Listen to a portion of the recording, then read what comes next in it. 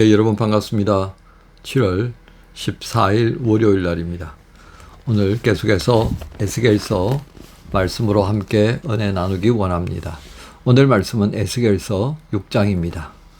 6장 가운데서 함께 봉독할 말씀은 1절부터 7절까지 말씀이 되겠습니다.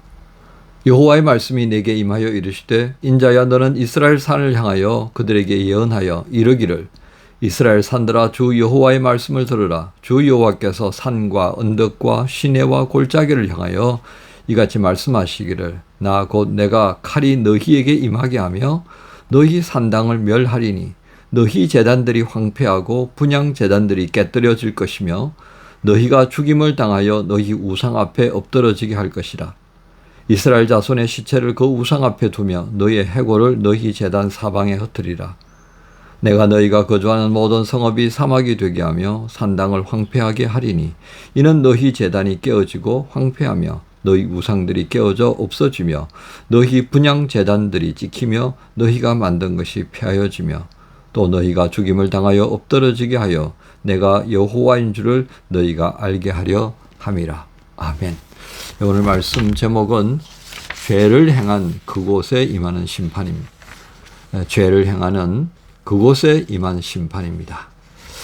예, 오늘 말씀의 배경은요, 이스라엘에 있는 산과 계곡과 시내와 나무숲이 있는 그 모든 곳 또는 사람들이 모이는 숲, 바로 그곳이 되겠습니다. 그곳에는 백성들이 우상을 섬기기 위해 만든 제사의 장소가 있었습니다. 이것을 산당이라고 말합니다. 실제로 이 산당은 매우 중요한 역할을 한 것은 분명합니다. 우상 숭배하기 전까지는 말입니다. 사실 백성들이 예루살렘에 있는 성전은 1년에 이스라엘의 성인 남자들은 무조건 3번은 꼭 방문하면서 그 성전 예배에 참여해야 했습니다. 그런데 사실 너무 멀잖아요. 그러니까 1년에 3번을 방문하는 것 이외에 그럼 나머지를 어떻게 할 거예요? 제사 안 드려도 되나요? 그건 아니지 않습니까? 그래서 각 지역마다 48개 성읍이 있죠. 6개 피난처를 포함해서 말입니다.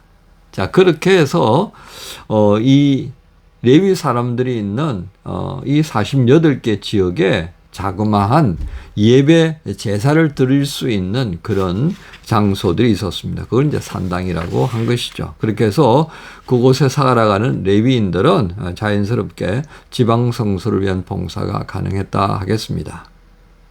자, 이렇게 1년에 3번 유월절과 오순절과 초막절을 제외한 나머지는 그들이 각 지방에 있는 자기들의 생활 근거지가 있는 그곳에 있는 성소, 이 산당에서 제사를 드리곤 했다는 겁니다. 그런데 이제 문제가 생깁니다. 이스라엘의 이 우상 숭배가 퍼져가면서 이 지방에 있는 이 산당이 완전히 우상이 뿌리 내리는 텃밭 역할을 하게 되었더라는 겁니다. 그래서 처음에는 작은 모습의 어떤 그런 우상 숭배가 이루어지던 것들이 점점 야 어느 곳에 가니까 더 영험이 있더라 아마 그렇게 된 것 같습니다. 우리나라 이 영험이라는 말 여러분 이해하시는지 모르겠습니다. 어디 가서 구슬했더니 더 복을 많이 받더라. 뭐 이게 영험이 있는 그런 굿땅입니다. 마찬가지로 이스라엘에게도 이 어리석은 산당들이 그렇게 등장했다 싶습니다. 몇몇 왕들이 종교 개혁을 시작하면서 이 소위 말하는 성전 예배를 또 정결 작업하는 그런 과정이 있었죠. 우상 숭배를 철폐하고 우상을 섬기던 제사장들을 잡아 죽이고 그랬습니다만은 지방에 있는 이 산당만큼은 완전하게 그렇게 철폐하지 못합니다. 즉, 이 산당을 그대로 두는 만큼 우상 숭배가 여전히 뿌리 내려서 살아 있을 수 있는 그런 토양이 유지되었다. 이제 그렇게 되고 있습니다. 하나님은 이제 이 에스겔을 통하여서 이 산당조차도 완전히 멸해버릴 거다. 우리가 아는 것처럼 예레미야서를 보았잖아요. 예루살렘이 함락되면서 느부갓네살에 의하여서 예루살렘 성전도 완전히 무너지게 됐잖아요. 그 무너지는 것처럼 이제는 지방에 있는 이 산당들도 다 무너뜨려 버릴 것이다. 이제 그렇게 말씀합니다. 왜요? 바로 그것은 하나님의 눈을 피하여서 은밀히 행하던 그 죄가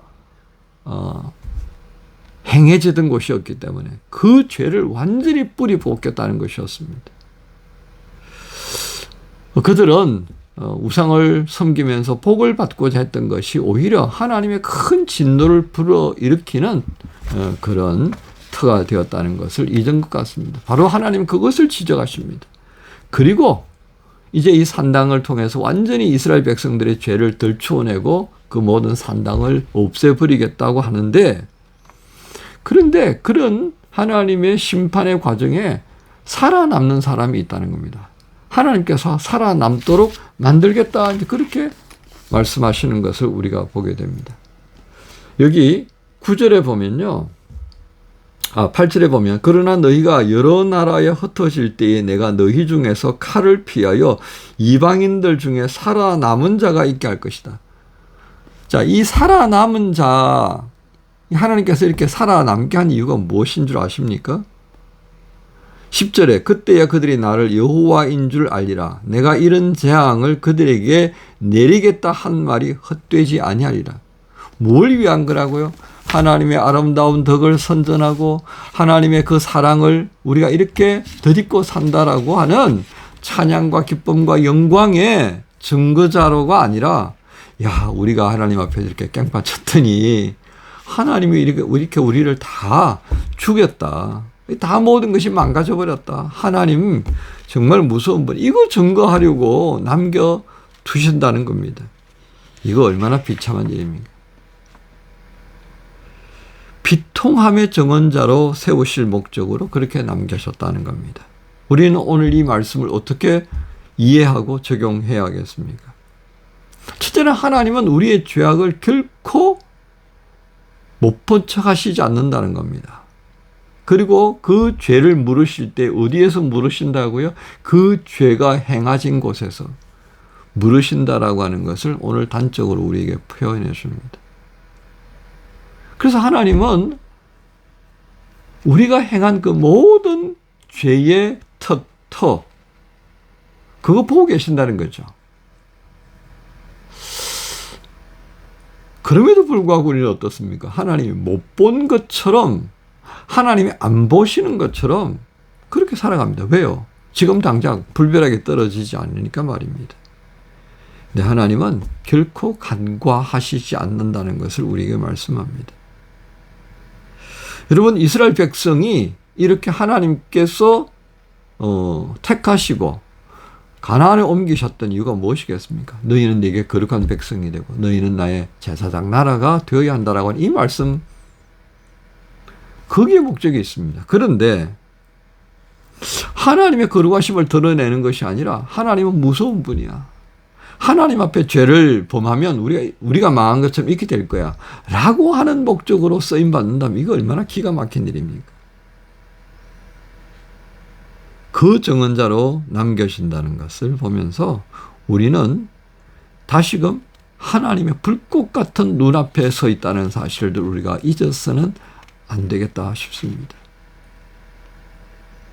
그리고 말씀 안에서 우리 그리스도인들은 하나님께서 이 에스겔서를 통해서 우리에게 하시는 이 경고의 말씀을 귀담아 듣는 자가 되어야 한다 하는 것입니다. 여러분, 우리는 어떤 목적으로 지금 여기에 있습니까? 장차 우리는 어떤 목적으로 살아남기를 기대합니까? 야, 어떻게 하다가 나 살아남았어, 이것입니까? 요한계시록은 이기는 자가 되라고 우리에게 당부합니다.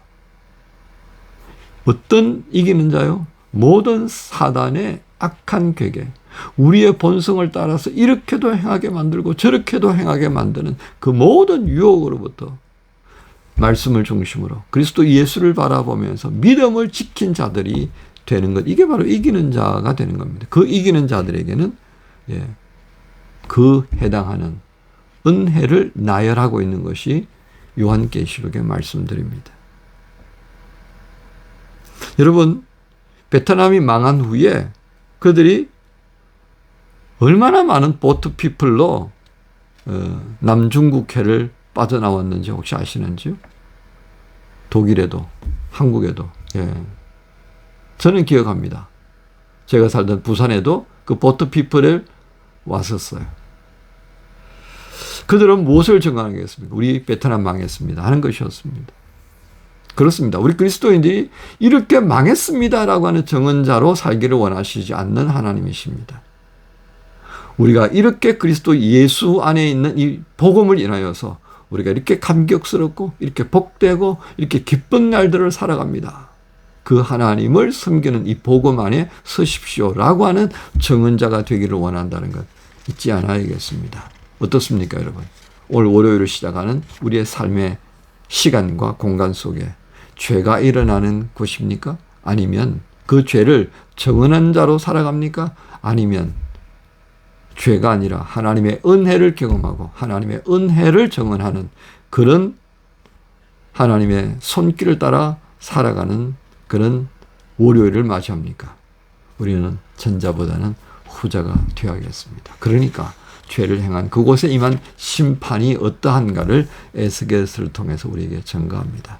이 말씀을 다시 한번 묵상하시면서 우리의 삶의 시간과 공간들을 다시 살피는 복된 지체들 다 되시기를 예수 이름으로 축복합니다. 주님 감사합니다. 죄를 행한 곳에, 악을 행한 곳에 바로 그곳에 임하여지는 하나님의 심판을 보게 하셨습니다. 두려워하는 마음, 하나님을 경외하며 근신하고 주신 시간과 공간을 참으로 우리를 택하여 세우신 그 목적에 맞게 하나님의 아름다우신 복음을 증거할 수 있는 그 사람으로 이 월요일을 시작하게 주옵소서. 감사합니다. 예수님 이름으로 기도합니다. 아멘. 내게 유익하던 것을 다 해로 여기네. 구주를 위하여 모두 다 버리네. 모든 것을 잃어버려도 아깝지 않음은 예수를 아는 지식이 가장 고상함이라.